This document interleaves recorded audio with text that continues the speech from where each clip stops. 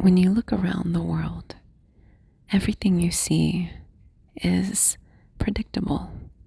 The objects that you interact with, the couches or the chairs that you sit on, all behave the way that you expect. And this is because the systems we live in are predominantly ordered. They favor structure, routine, predictability. And as a result, the physical material world, to the macro eye at least, is in fact seemingly solid. And we don't have to think about it all that much. Once we learn what objects are in early childhood, they're ingrained in this library that we carry. We learn the function, the duration, the texture of them, all sorts of properties about objects that get filed away.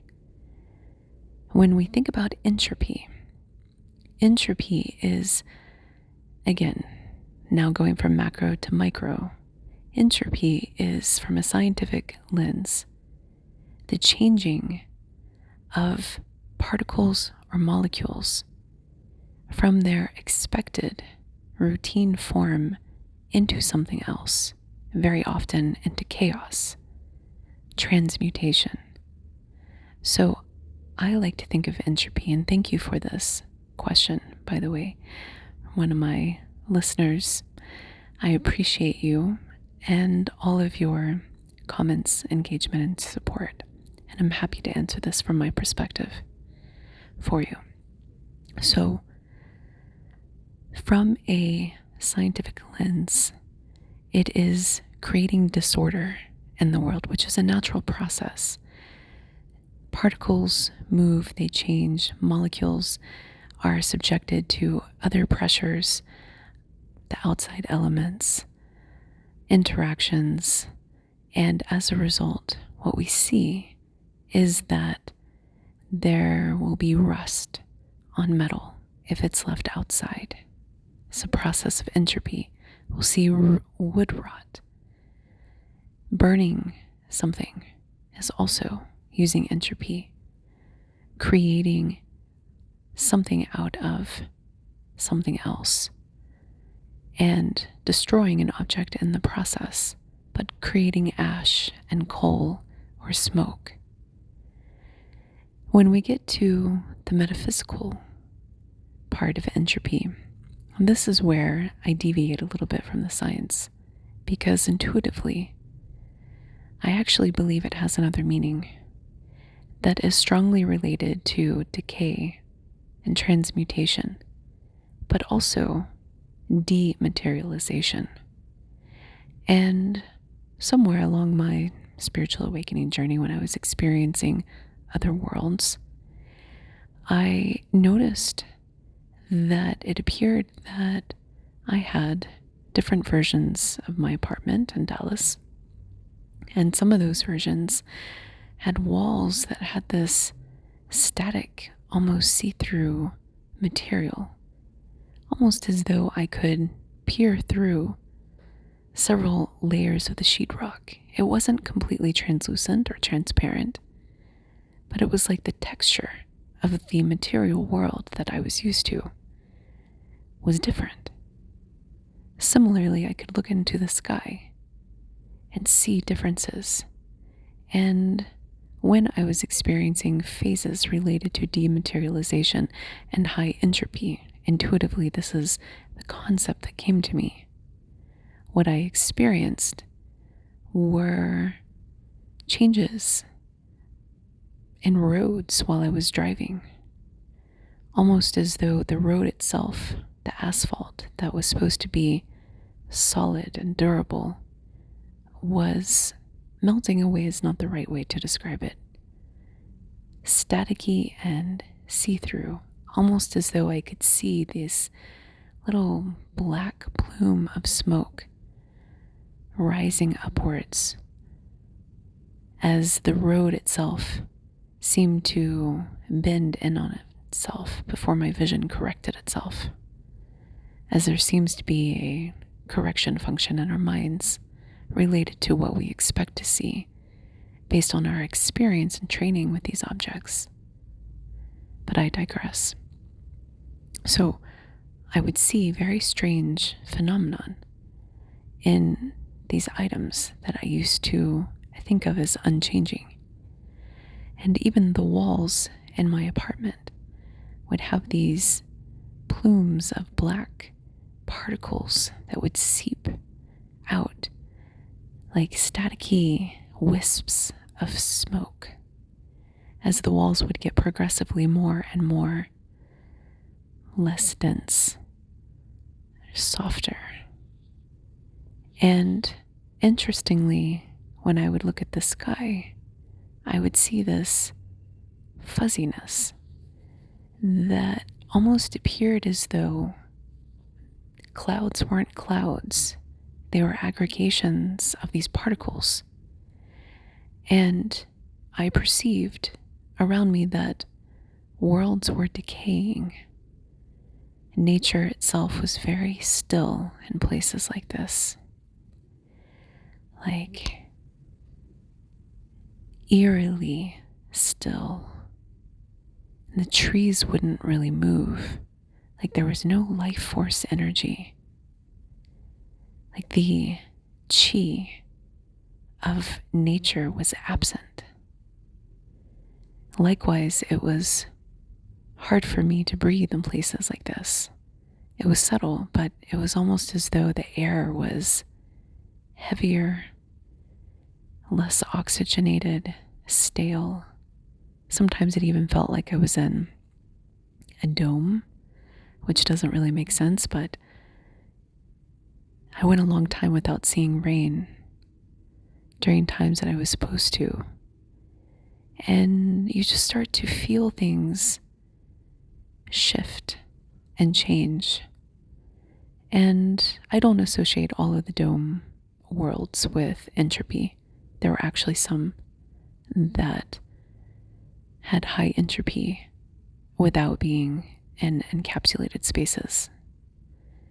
But what I perceived is that there was almost this shedding process that was taking hold. And I naturally went into a state of non-action and completely disengaged as much as I could from any interactions in the material world. And I would just lay down in meditation and let the listfulness take me over.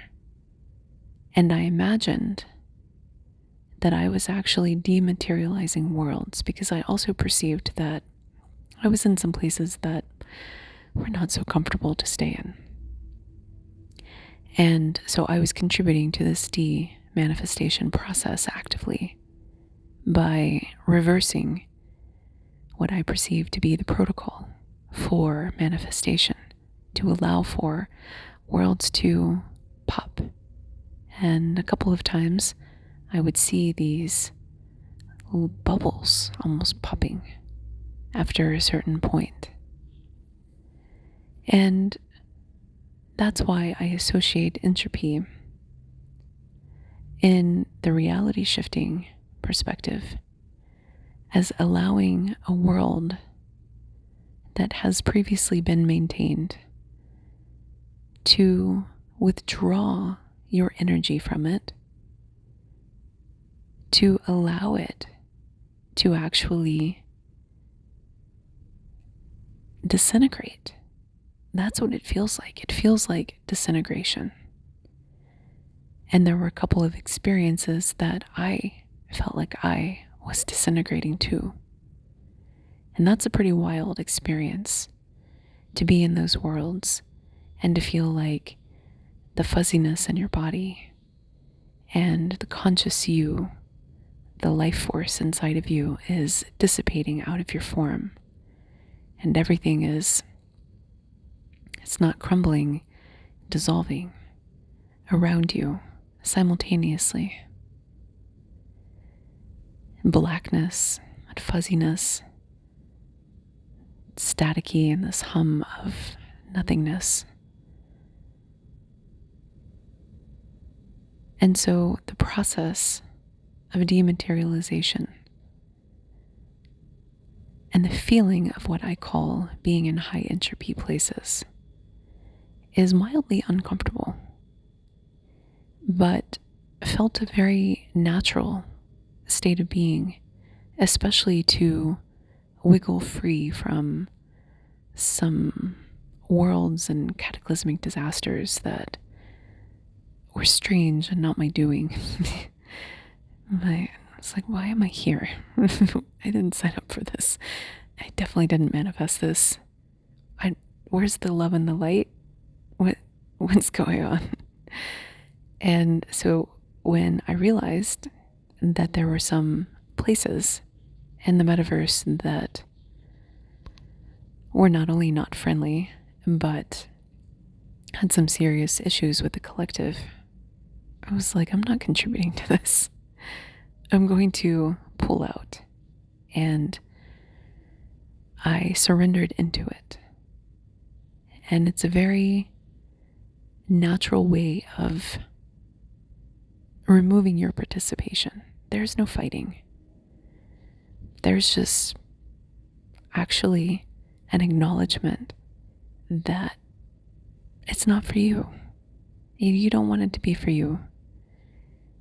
And you'd rather just let the world dissolve through the natural forces that are already happening.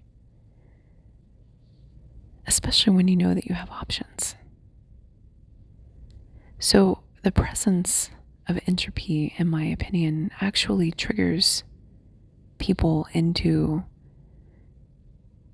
a certain state of behavior patterns that it just seems very, very easy to not really clean up, to not go out anywhere, to not move things around in the environment, especially things that would tie you there, like bills or paper or mail, and to lay in stillness, to disengage from any personal handheld communication devices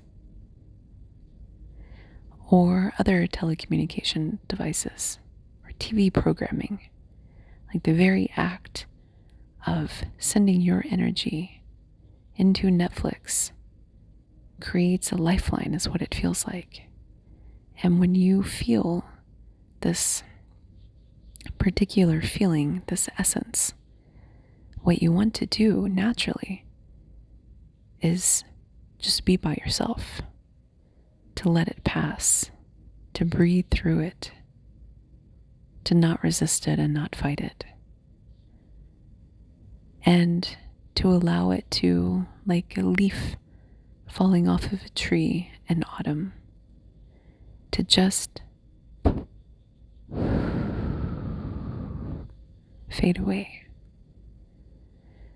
And what I found is that there was another world there. And it looked almost identical. Almost. And when I realized that, it was so empowering to realize that we don't have to be in places that we really don't want to be in. And why spend so much time and energy propping up other people's worlds when they are hell-bent on creating horrible things? You know? I mean, really. So I don't know if you are going to be able to access that state. I felt as though there were some very interesting convergences of timelines and events in my life that led to that, because this was after a near-death experience or an actual death experience, depending on how you look at it.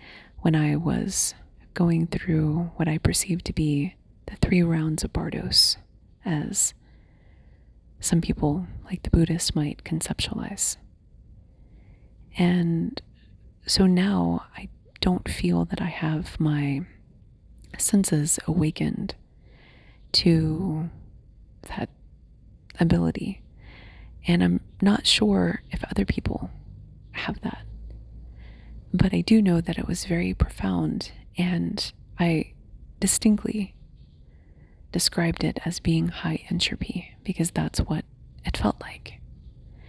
And so when other people use the term entropy, sometimes they can mean things like the process of letting go, changing into something else, or the accumulation of uncertainty, meaning your life looks one way, and then around the edges it starts to get blurry as more chaos can enter in, because the very framework of how your life is held together, material world, and the things that happen in it start to erode, and the particles around the edges of your walls start dancing with a different intensity.